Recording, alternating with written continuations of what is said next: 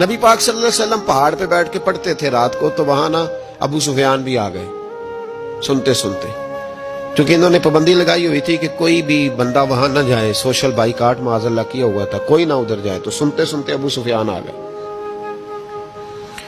کہتے ہیں حضور قرآن پاک پڑھ رہے تھے تو مجھے لطف بڑا آیا سننے کا، تو وہاں ایک قریب جھاڑی تھی، تو ابو سفیان جھاڑی میں بیٹھ گئے۔ ساری رات نبی پاک نے قرآن پاک پڑھا اور ساری رات انہوں نے سنا۔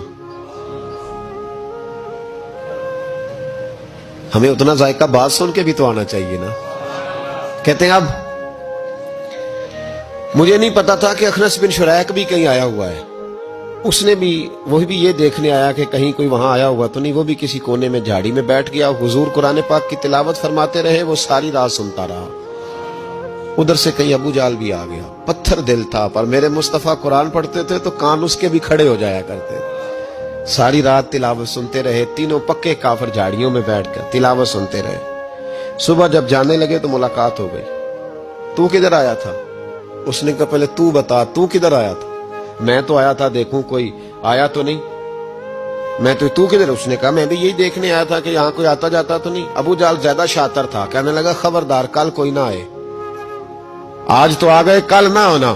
اللہ اکبر۔ لیکن جہاں دل لگا ہوتا ہے نا وہاں دل کھینچا چلا جاتا ہے، دل جہاں لگ جاتا ہے نا وہاں دل کھینچا چلا جاتا ہے۔ یہ دل کا بھی اپنا ایک معاملہ ہے نا۔ اب لگ گیا تھا قرآن پاک کی تلاوت سے۔ کہتے ہیں رات کو اپنی چارپائی پہ لیٹے، درد اگرچہ جان گزل ہے، میں کیا کروں میرا دل ہے، غمیش کا اگر نہ ہوتا تو غم روزگار ہوتا۔ اور وہ مزہ آتش نے کہا تھا، وہ مزہ دیا ہے تڑپ نے کہ میری آرزو ہے یا رب میرے دونوں پہلوؤں میں دل بے قرار ہوتا۔ کہتے ہیں کہ اگلی شام پھر آئی، وہی کیفیت، وہی انداز، وہی شوق۔ چارپائی پہ لیٹے پر کانوں میں وہ آواز رس گھولے، لیٹا نہ گیا، اٹھے پہنچے، لیکن آج جگہ بدل کے بیٹھ گئے تینوں۔ صبح ساری رات سنتے رہے محبوب کی تلاوت، صبح اٹھے تو پھر چوک میں ملاقات ہو گئی۔ تو کدھر آیا تھا؟ تو کدھر؟ ابھی بات ہونے۔ ابو جال ذرا زیادہ شاطر تھا، کہنے لگا میں تو تم دونوں کا خیال کرنے آیا تھا، کہیں تم دونوں تو نہیں آئے، یہ دیکھنے کے لیے آیا تھا۔ اللہ اکبر۔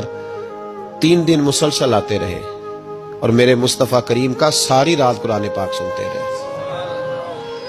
اب اخنس بن شریک کہتے ہیں کہ میں پورا قریب آ گیا، میرا دل کہتا تھا کہ یہ سچے ہیں۔ کہتے میں نے تیسرے دن مشورہ کیا، میں نے کہا یار پتہ تجھے بھی ہے مجھے بھی ہے کہ نہیں آنا، پر ان کی آواز ایسی ہے، وہاں لذت ایسی ہے، نہیں نہ رہا گیا تجھ سے بھی۔ مان کیوں نہیں جاتا کہ ساری باتیں اپنی جگہ پر ان کی بات کانوں سے ہو کے دل میں اترتی چلی جاتی ہے، مانتا کیوں نہیں؟ اخنس بن شریک کہتے میں پورا قریب آ گیا، پر ابو جال نے مجھے پھر گمراہ کیا۔ کہنے لگا یار یہیں رہے ہیں، بچپن بھی یہیں گزارا ہے، معاذ اللہ 2 ہاتھ ہیں 2 آنکھیں ہیں، سارا کچھ وہی ہے، کان پٹیاں سفید ہوئی ہیں تو کہتے میں اللہ کا نبی ہوں معاذ اللہ۔ اس نے وسوسہ اندوزی کی تو کہتے میں پھر بیک ہو گیا۔ آپ کیوں نہیں اس شخص کو جانتے جو وسوسہ اندوزی کرتا ہے؟ آپ اس جگہ کیسے چلے گئے جہاں وسوسہ اندوزی ہوتی ہے؟ یاد رکھیں اس جگہ جائیں جہاں جانے سے دل صاف ہوتا ہے، جہاں جانے سے دل کا زنگ اترتا ہے، آپ کے وسوسے دور ہوں گے۔ وہاں جائیں جہاں ایمان کی، یقین کی، تیقن کی دولت بڑھتی ہے۔ کیوں وہاں جاتے ہو جو بیک کر دیتا ہے؟